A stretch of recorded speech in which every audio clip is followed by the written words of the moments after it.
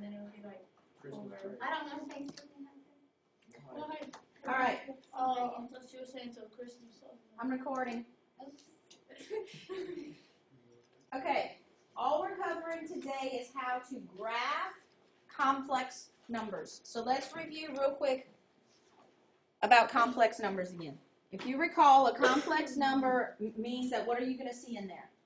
I, which means it's an imaginary number, which was the result of trying to take an even root of what? Of a negative number. Okay? In a complex number, we said the standard form, when you were writing it, was to put your real part first and your imaginary part second. All right?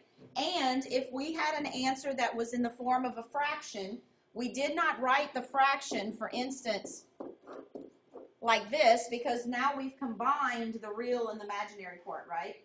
So the correct way to write the fraction would be 2 over 4 or 1/2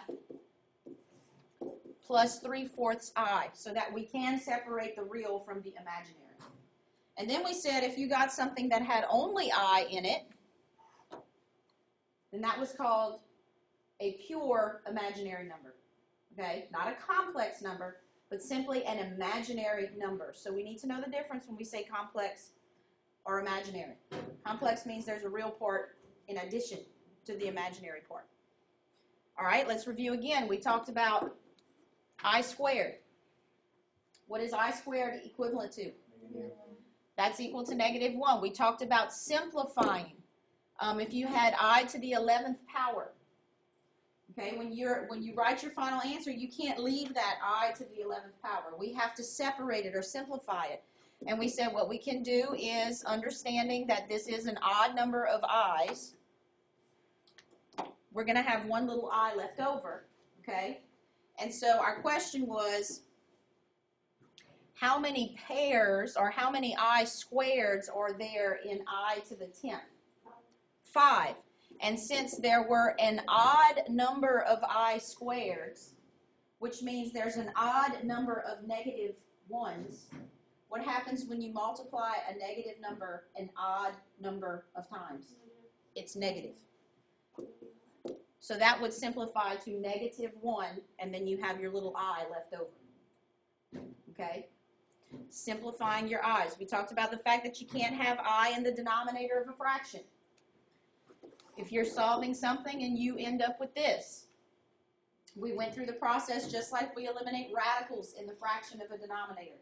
As long as you multiply this fraction by something equivalent to the value of 1, which means something over itself, in order to make that I get out of there, then you're okay. So what we would do is multiply by I over I. Remember? Okay, so in your numerator, you now have 2I, and in the denominator, you have 3I squared, but I squared is actually -1. And so we could simply say that this was... Oh, I thought it'd be like -3. Yeah, wait. Yeah, 3. I is -1. Y'all answered my question. I just didn't keep going. I is -1, and -1 times 3 is -3. So that would be your answer. Okay? And then we also had the condition where there is an I in the denominator, but it's not by itself in a monomial. It's actually part of a binomial. Okay? And so what were we to do in this case? Multiply by the, what was that word called? The conjugate of that binomial, which means the same thing, but instead of minus, now it's plus. Because what we've created here is the difference of two perfect squares in which the center term is going to eliminate. So when you do FOIL and you have -8i plus 8i, the imaginary goes away. And so all we're concerned with is first times first, which was 16, and last times last, which was -4i squared, which is going to turn that to plus 4. And then in the numerator, you do your distribution, which was 8 plus 4i, which obviously you can't add together because they're not alike. So this was 8 plus 4i over 20. Remember, as long as all three of those coefficients can be reduced by the same number, then you can go ahead and reduce, and we can. They can all be reduced by 4, right? Which makes this 1, makes this 2, makes this 5. But is that the proper way to write that? No. We have to separate the real from the imaginary. Okay? All right, so that's everything we've done so far with complex numbers. Today what we're going to do is we're going to learn how to plot a complex number on an imaginary axis. And it's not hard at all. Okay? When you have an ordered pair labeled x and y, here's our axis, right? Your x comes first in the ordered pair, your y comes second, your x is the horizontal axis, and your y is the vertical axis. When we're graphing or plotting complex numbers,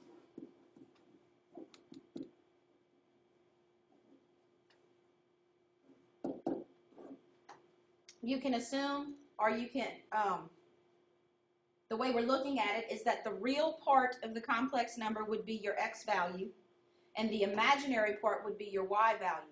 And we still have our crosshair axis, but instead of calling it the x-axis and the y-axis, we call it the real axis and the imaginary axis. Okay? So if we have a number, say 3 plus 2i, and we were asked to plot this on an imaginary axis,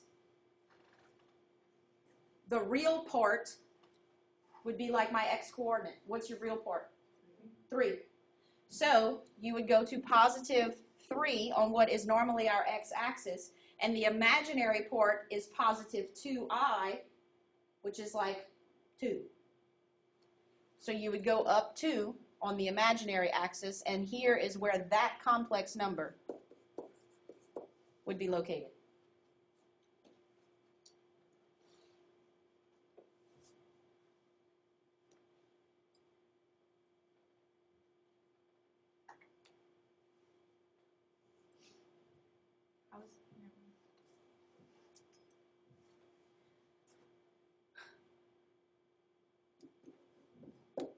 So suppose I ask you to plot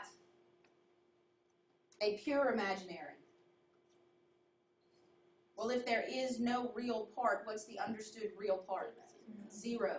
Okay, so on the real axis, you don't move to the left or the right. And on the imaginary axis, it's a negative 3, so you would go down 3 units. So this is where you would locate negative 3i. And so you don't have to start writing it as an ordered pair, because that's not what we're doing. Okay? And then finally, where would you plot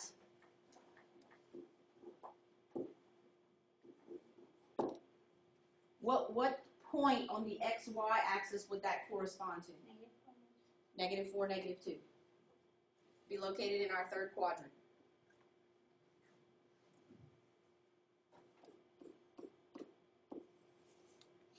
Listing it, however, we don't write it as an ordered pair, we just write the complex number.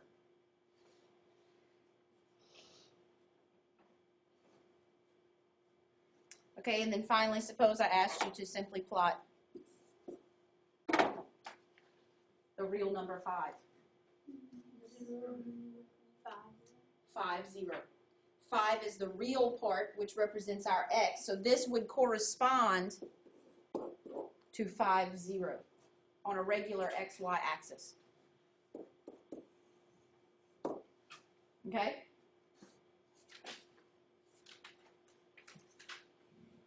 Now the reason that we need that is where Mr. Mandelbrot comes in. And if you have your book open, you can see what he did with this imaginary axis and all of these crazy little diagrams and things that he came up with. And these are actual images, okay, microscopic images of things, okay, on page 1 to 79. You see that? But we're not going into all this craziness, okay? We just need to understand that there is an actual physical location so that you can represent their relationships to each other and come up with an image. Okay, tonight I want you to...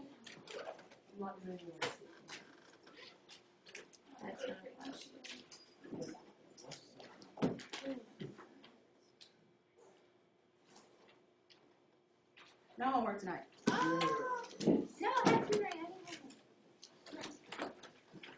Practice the complex numbers. Do that tonight. Oh, that's true. I forgot about the same thing. Oh, it's tonight.